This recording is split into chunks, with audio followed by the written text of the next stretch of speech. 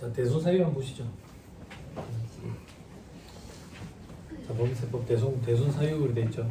그죠? 자, 여기부터 조금만 해야 돼요.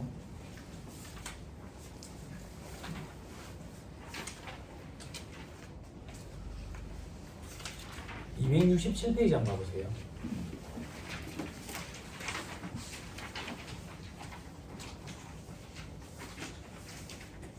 (267페이지) 보시면 반가로 3번에 대손금의 송금기록 시기로 돼 있죠.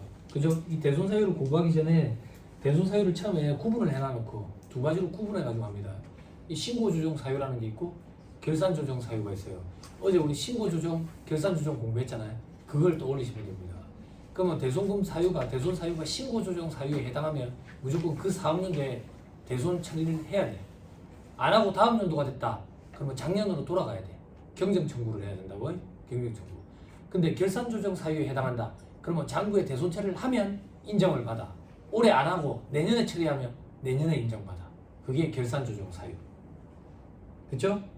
그죠? 자, 267페이지에 나에 보시면 신고조정에 의한 송금산입 가능돼 있죠? 그죠? 그게 위에 있는 가에 있는 것들이에요.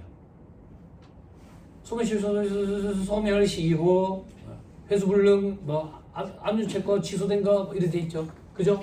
그리고 나머지는 전부 다 결산조정. 다음 페이지 동그라미 2번. 결산조정이랑 가산형이 와 이런 거 있죠. 그죠? 자, 이런 거 이제 하나씩 봅시다. 258페이지.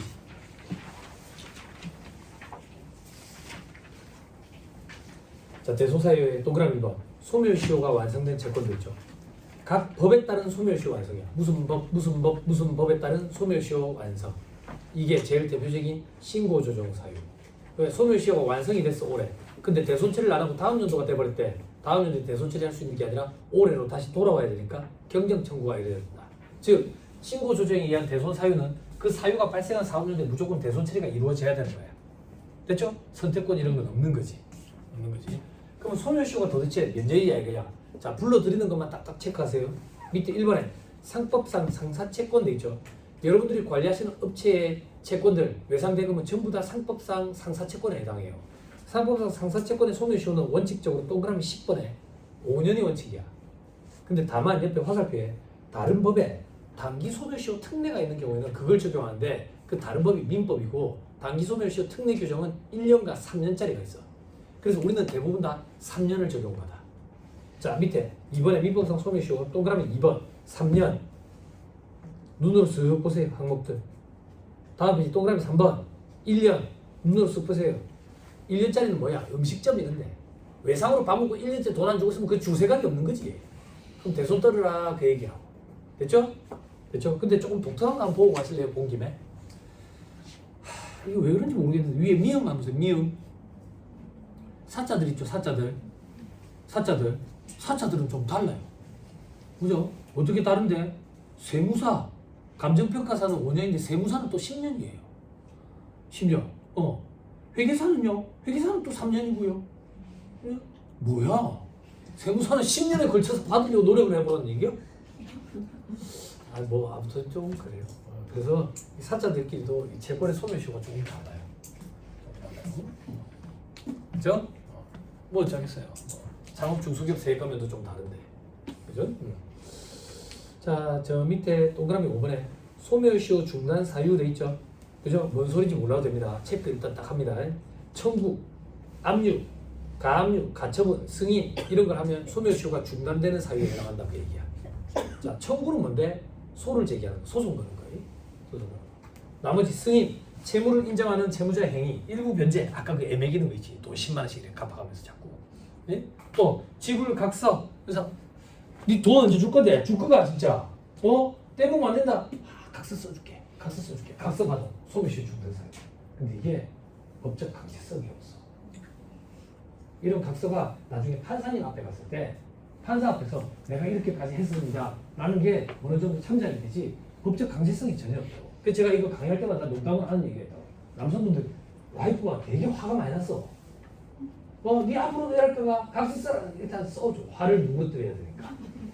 써줘. 많이 써줘도 돼. 처음이 어렵지. 자꾸 써주다 보면 말을 안 해도 한 페이지 정도는 채울 수 있다고. 미안합니다. 이렇게. 이 법적 강제성이 없어. 근데 이게 소멸시효 중단 사유가 되는 거야. 내용 증명 보내는 거 그런 것도 강제성 없어요. 근데 돈 떼먹는 남의 돈 떼먹는 그 나쁜 놈들은 그런 걸 다 알고 있어요. 내용 증명 와도 끼고도 안 해요. 자, 넘어갑니다. 다음 페이지 중점사항이 있는데 조금 더 보고요. 261페이지. 자, 나머지 동그라미 2번. 이거 뭔데? 이거는 결산조정 사유야. 그러면 이 사유가 발생한 사업연도에 회계 처리를 대손 처리하면 인정이 되고, 만약에 그 다음 연도에 대손 처리를 했다. 그럼 다음 연도에 인정이 된다 그 얘기야. 어떤 건데? 채무자의 파산, 강제집행, 형해집행, 사업의 폐지, 사망, 실종, 행방불명. 됐나요? 됐어요? 큰일 났다. 우리 지금 또 어디 하는지 모르는갑다. 261페이지 동그라미 2번을 하고 있다. 우리는. 그죠? 됐죠? 됐죠? 동그라미 2번 다시 읽어드릴게요. 채무자의 파산, 강제집행, 현행집행, 사회 폐지, 사망, 실종, 행방불명. 그 다음 읽어주세요. 소리내서. 어디 하는지 찾아줬으니까. 이게 포인트예요. 이게 포인트예요. 이것 때문에 문제가 생기는 거예요. 파산, 강제집행, 현행집행, 사회 폐지, 사망, 실종, 행방불명 됐다고 해서 대손 처리를 하면 인정이 되느냐? 아니, 안 돼요. 이 사유를 통해서 회수할 수 없는 채권에 해당한다는 걸 우리가 입증을 해야 돼요. 그럼 왜 회수할 수 없는데? 돈이 없으니까. 돈 나올 구멍이 없으니까. 돈 나올 구멍이 있는지 없는지 우리가 이걸 어떻게 판단을 해요? 어떻게 입증을 해요? 그러니까 쉽지 않은 거예요. 쉽지 않은 거예요. 이게 쉽지가 않아요. 됐죠? 됐나요? 그래서 우리는 어쩔 수 없이 소멸시효 완성이 제일 많은 대손 사유입니다.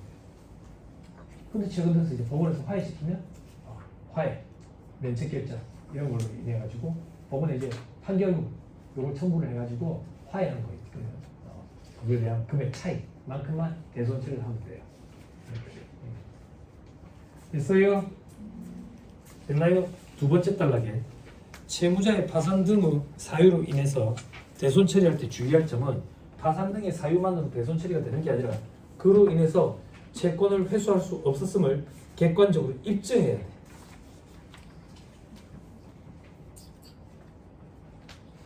됐나요?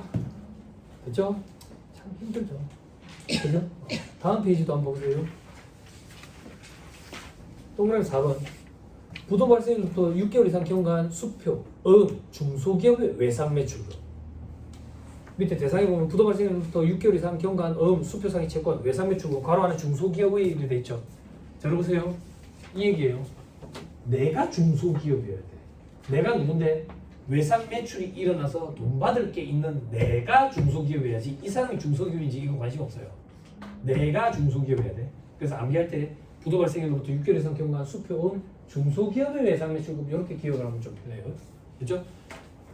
괄호안에 보니까 다만 부도 발생일 이전의 것에 한한다 돼 있죠. 당연하지. 부도 발생한 걸 알고 외상을 팔았다고 바보냐고. 짜고 치는 고수들이겠지. 그런 거 대손 처리 못한다 그 얘기예요. 됐죠? 됐나요? 그럼 부도 발생일은 언젠데? 지급기일과 은행에 갔는데 부도 발생했다더라. 확인을 시켜준다고. 둘 중 빠른 날이 부도 발생일이에요. 그때로부터 6개월 이상 경과한 수표, 중소기업 외상매출금이거든. 법 조문을 뜯어서 읽고 파악해야 돼. 6개월 이상 경과한 이라는 의미가 어떤 거냐면, 만약에 부도 발생, 즉 지급기일과 은행 금융기관의 부도 확인일 둘 중 빠른 날이 6월 30일이라고 가정할게. 6월 30일에 부도가 발생을 했어. 내가 돈 받을 때가 있는 거래처가. 그럼 부도 발생일로부터 6개월 이상 경과라고 얘기했지. 6개월 이상 경과를 따질 때 기산일은 다음 날부터 기산이 이루어져. 그럼 7월 1일부터 기산이 이루어진다고. 7월 1일부터 기산이 이루어져서 12월 31일은 6개월이 되는 날이지 6개월이 경과한 날이 아니야. 6개월이 경과한 날은 다음 연도 1월 1일부터라고.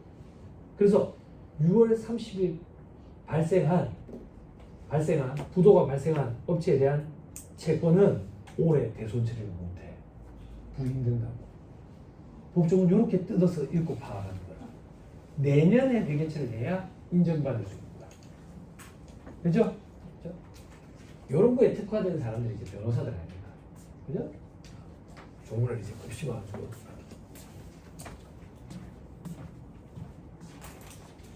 됐지요? 됐나요? 그런데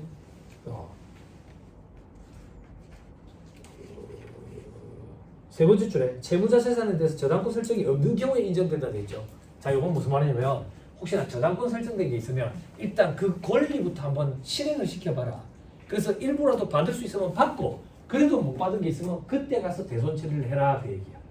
됐죠? 다만 그 옆에 뭐라고 돼 있어요? 1,000원은 제외돼 있죠. 비만 금액으로 1,000원은 남겨두는 거야. 이게 전부 다 대손 처리를 하면 1,000원만큼은 부인된다. 1,000원만큼 남겨두는 게 비만 금액 뭔지 알죠, 동생분들? 감가상각비 이런 거 있잖아. 감가상각비 저기 계산하려고 보니까 자산이 많은데 자산이 다 1,000원밖에 없어. 1,000원밖에. 그게 무슨 말인데 내용 뉴스가 이미 지났음에도 불구하고 관리하면 오래 쓸 수 있거든. 그런 자산들이 대기업체들 엄청 많아. 1,000원짜리 자산들이 비만 금액으로 남겨두는 거지. 남겨두는 거지. 자, 그 정도 보시면 됩니다. 넘어가세요. 자, 265페이지. 또 어떤 게 있는데 라를 보세요. 라.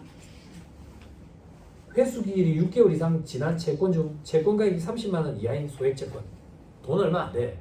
근데 6개월이나 지났는데도 안 준대. 줄 생각이 없는 거다. 대손 처리해라. 그죠? 마. 아까 했죠. 화해.